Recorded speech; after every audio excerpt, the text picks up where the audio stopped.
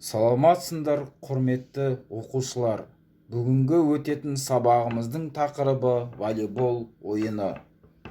Волейбол ойыны арқылы бұлшық еттердің, барлық топтардың секіргіштік икемділік және қозғалыс реттілігін үйлесімді дамытуға көмектеседі. Сабақтың мақсаты жарыс кезінде әділ ойнау, патриотизм және ынтымақтастыққа жататын мінез құлық көрсетуді түсіну және қолдана білу. Спорттық ойын ережелеріне, әдіс тәсілдеріне меңгеру. Волейбол ойыны аумағы 9-18 метр алаңда өткізіледі. Ортаңғы сызық алаңды екіге бөліп тұрады.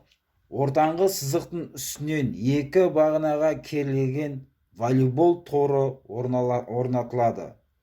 Жасөспірім ер балаларға арналған тордың биіктігі 220 см, қыздар үшін 210 см болады. Ойынға әр қайсысы 6 ойыншыдан болады. Ойынға диаметрі 65-68 см, салмағы 250 грамдық доп пайдаланылады.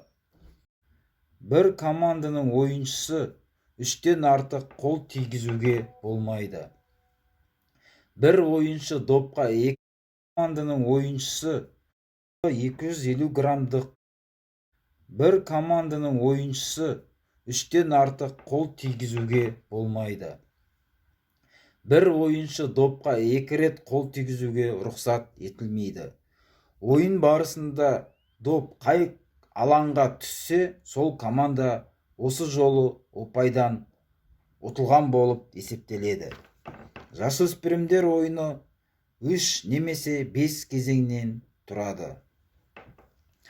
Волейболда допты берудің тәсілдері.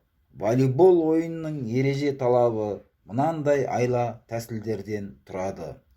Оқушылардың орнын ауыстыруы, допты бір-біріне беруі, допты ойынға қосу, шабуыл соққысы және оған тосқауыл қою. Волейболдағы орын ауыстыру тәсілдерін тіркемелі алдымен қарсыласынан алдымен жүгірумен, секірумен, бағытты кенеттен өзгертумен және допты құлап бара жатып алумен орындайды.